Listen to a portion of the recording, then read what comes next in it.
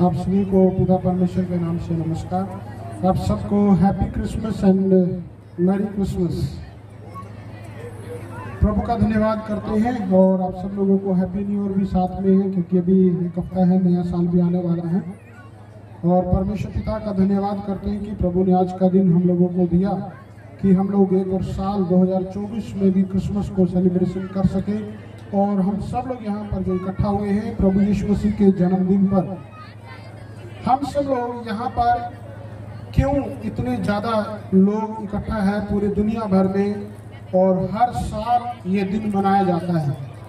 एक खास व्यक्ति के रूप में प्रभु यीशु मसीह ने इस दुनिया में जन्म लिया। और पवित्र बाइबल हमें बताती है कि जैसे आप लोगों ने स्क्रिप्ट में देखा है, प्रभु यीशु मसीह का जब जन्म हुआ तो उसमें स्वर्गदूत माता मरियम के पास आए। उन्होंने उसको कहा कि तू एक पुत्र को जन्म देगी और उसका नाम यीशु रखना, और उसके कामों के विषय में बताया कि उसका जीवन कैसा होगा। जब प्रभु यीशु का जन्म हुआ तब प्रभु ने सब वैसा ही किया जैसा कि भविष्यवाणी की पुस्तक में लिखा हुआ है। फिर हम लोग देखते हैं कि स्वर्ग भी और पृथ्वी पर भी ज्योतिषियों ने उसका तारा देखा, और वो लोग भी प्रभु के जन्मदिन में शामिल थे।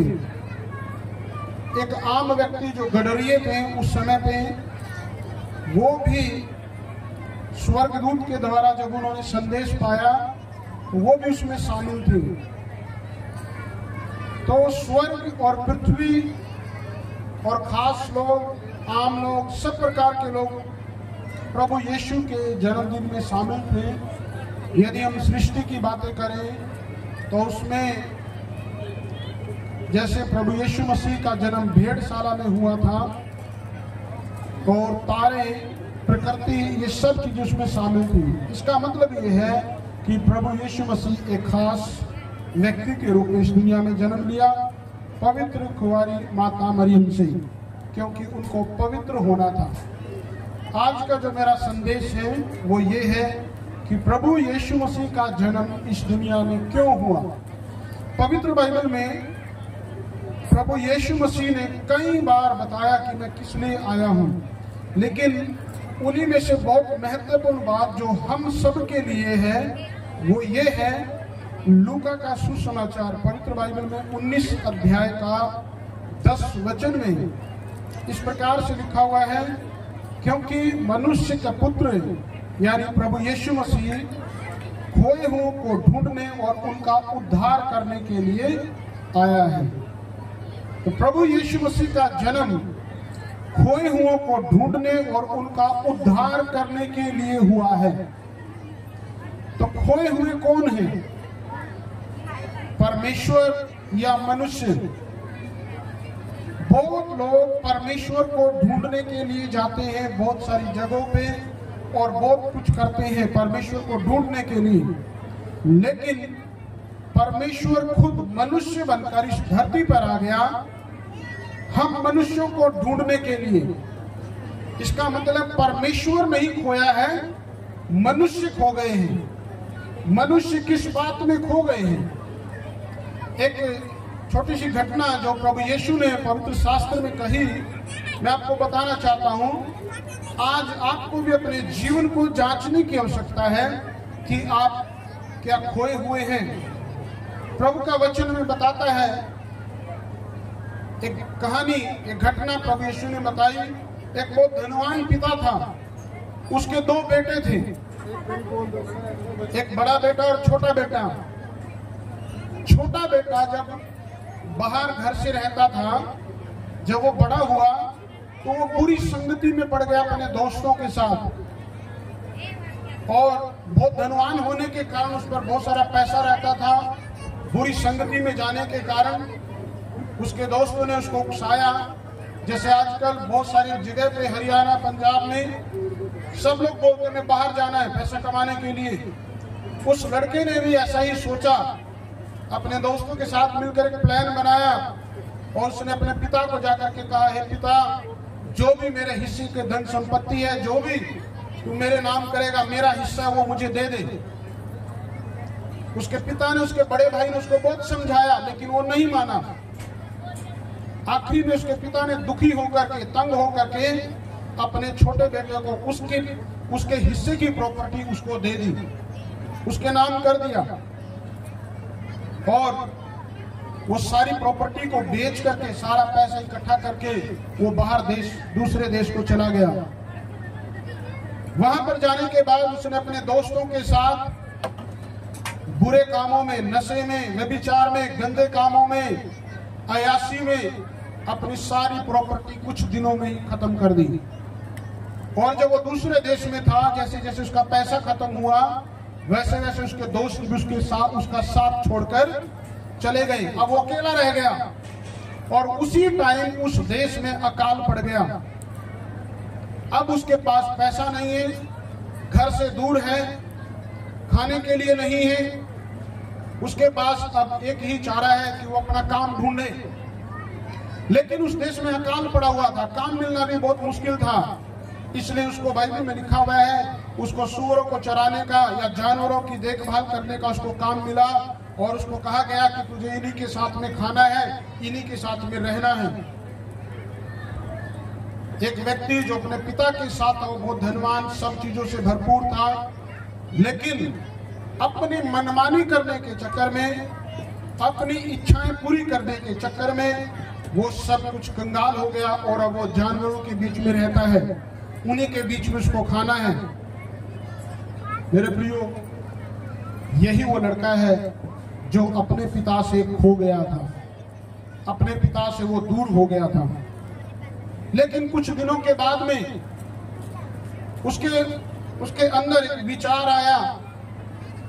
उसने सोचा, मेरा पिता कितना धनवान है, कितने नौकर चाकर उसके पास हैं, सब कुछ उसके पास भरपूरी से है, हमारे नौकर भी मुझसे अच्छा खाना खाते हैं, तो मैं अपने पिता के पास वापस जाऊंगा और कहूंगा कि हे पिता, मुझे अपने घर में एक नौकर के समान रख ले,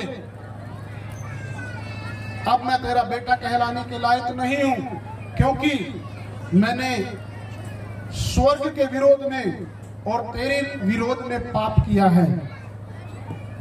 जब वो कुछ सालों के बाद जा रहा था, उसके हालात, उसके कपड़े फटे हुए हैं, जूते चप्पल भी उसके पास नहीं अच्छे से, और बुरे हालातों में, सिर के बाल भी बड़े हुए हैं।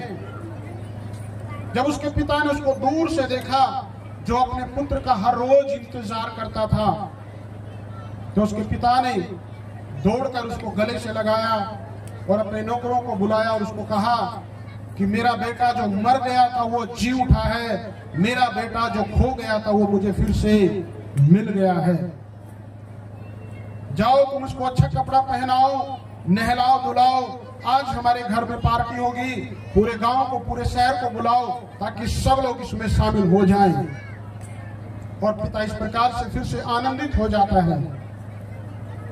मेरे प्रियो, बहुत सारे लोग हैं, हो सकता है आप में से भी कई लोग जो परमेश्वर पिता से दूर होंगे, परमेश्वर पिता को नहीं जानते हैं, परमेश्वर से वो दूर हैं। शायद आपने नाम तो सुना है कि कोई परमेश्वर है, कोई परमात्मा है, लेकिन वो कौन है? और कौन है जो खोए हुए हैं? वो व्यक्ति खोया हुआ है जो व्यक्ति उसको जानता नहीं है, परमेश्वर को जानता नहीं है। किन बातों में हम खोए हुए हैं? मनुष्य, हम लोग अपने पापों में खोए हुए हैं, जिसको सुबह से लेकर के शाम तक टाइम नहीं है परमेश्वर के लिए, जिसके पास समय नहीं है उस परमात्मा के विषय में जानने के लिए। जो व्यक्ति भटका हुआ है, जो पापों में जीवन जी रहा है, जो अपनी इच्छाओं में जीवन जी रहा है, जिसको अपने भविष्य की कोई उम्मीद नहीं है, जिसको अपने आने वाले भविष्य में अंधकार दिखाई देता है, जिसके मन में सच्ची शांति नहीं है, जो व्यक्ति ये सोचता है मेरे पास सब कुछ भरपूरी से है और मैं अच्छा जीवन जी रहा हूं, लेकिन यदि आपके जीवन में परमेश्वर का कोई काम नहीं है। यदि आप परमेश्वर को नहीं जानते हैं, यदि आपके पापों का समाधान नहीं हुआ है, यदि आपके पाप माफ नहीं हुए हैं, तो आप खोए हुए लोग हैं। आपको परमेश्वर के पास फिर से वापस मुड़ना है। प्रभु का वचन कहता है, मन फिराओ क्योंकि स्वर्ग का राज्य निकट आया है। तो मेरे प्रिय, अपने पापों से, दुनिया से और जो चीजें आपको परमेश्वर से दूर करती है, उससे मन फिराइए और प्रभु के पास लौट आइए। इसीलिए प्रभु यीशु मसीह का जन्म हुआ है। इसलिए प्रभु यीशु मसीह ने कहा, मैं इसलिए आया हूं कि खोए हुओं को ढूंढने और उनका उद्धार करने के लिए। क्या आप अपनी आत्मा को लेकर के अपनी मृत्यु के बाद में कभी चिंतित होते हैं? क्या आपको लगता है कि आपके दिल की गहराई में जैसे एक शांति चाहिए, वो नहीं है? तो प्रभु यीशु मसीह शांति का राजकुमार है। वो आपको अपनी शांति दे सकता है, आपके मन को, आपके जीवन को शांति से भर सकता है। उसका नाम है अनंत काल का पिता। वो अनंत काल का जीवन देने वाला है। प्रभु के वचन में लिखा हुआ है, प्रभु यीशु ने कहा, जो मेरे पीछे चलता वो कभी नहीं मरेगा, यानी कि वो कभी नहीं भटकेगा। प्रभु यीशु मसीह इस दुनिया की आशीषें ही सिर्फ देने के लिए नहीं आया, परंतु वो हमें अनंत जीवन देने के लिए आया है। वो हमारी प्रार्थनाओं को सुनता है। मेरे प्रियो, यदि आज आप संसार में खोए हुए हैं, पापों में खोए हुए हैं, यदि आपने सिर्फ परमेश्वर का नाम सुना है कि कोई परमात्मा, भगवान, अल्लाह, खुदा, गॉड है, तो मैं आपको बताना चाहता हूँ, वो जीवित है। वो है प्रभु यीशु मसीह। यदि आज आप उसको अपने दिल में बुलाते हैं, तो वो आपके दिल में आएगा और आपके जीवन को असीम शांति से भर सकता है। इसलिए खोए हुए मनुष्य जाति है जो पापों में खोई हुई है। परमेश्वर कभी खोया नहीं है, परमेश्वर कहीं दूर नहीं गया है। आइए सब लोग अपनी आंखें बंद करें। यही आज के क्रिसमस का संदेश है कि हम लोग वापस मुड़े और उस परमपिता परमेश्वर को खोज करें, जिसने इस दुनिया में अपने पुत्र प्रभु यीशु मसीह को भेजकर हमारे लिए उद्धार का मार्ग दिखाया और हमसे मेल मिलाप किया है। वो आज फिर से आपके दिल में आना चाहता है। सब लोग आंखें बंद करें, प्रार्थना करें। यदि कोई भी आप में से चाहता है कि आज प्रभु यीशु को अपने दिल में बुलाना, तो आप जहां कहीं भी बैठे हैं, जहां कहीं भी आप मेरी आवाज को सुन रहे हैं, आप वहीं पर सच्चे मन से भी प्रार्थना करेंगे।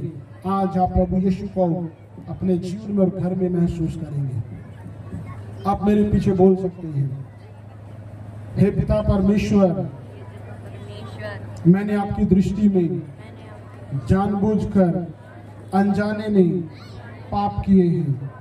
प्रभु, मैंने जान लिया है मैं पापी हूँ, आप मुझ पर दया करें। धन्यवाद प्रभु। हे प्रभु यीशु, आपने मेरे लिए, मेरे पापों के कारण इस दुनिया में जन्म लिया है। प्रभु जी धन्यवाद, आपने मेरे लिए अपना पवित्र खून बहाया। मैं अपने पापों को मानता हूँ, मुझे क्षमा करे प्रभु, मेरे दिल में आ प्रभु। धन्यवाद प्रभु, मैं अपना जीवन आपको देता हूँ, आप मेरी अगुवाई करें। धन्यवाद प्रभु जी, आप मुर्दों में से तीसरे दिन जी उठे हैं, आज भी आप जीवित हैं। आपका धन्यवाद, आपने मेरी प्रार्थना को सुन लिया है। धन्यवाद प्रभु, प्रभु यीशु मसीह के नाम से मांगते हैं, आमीन। विश्वास करें, प्रभु ने आपके पापों को क्षमा कर दिया है और प्रभु ने आपसे प्रेम किया है। उसके वचनों को पढ़ें, उसके पीछे चलें, उसके लोगों की उसकी संगति करें। प्रभु आपको ब्लेस करेगा। एक बार फिर से आप सब लोगों को happy Christmas and happy new year. प्रभु आप सबको आशीष दे। God bless you.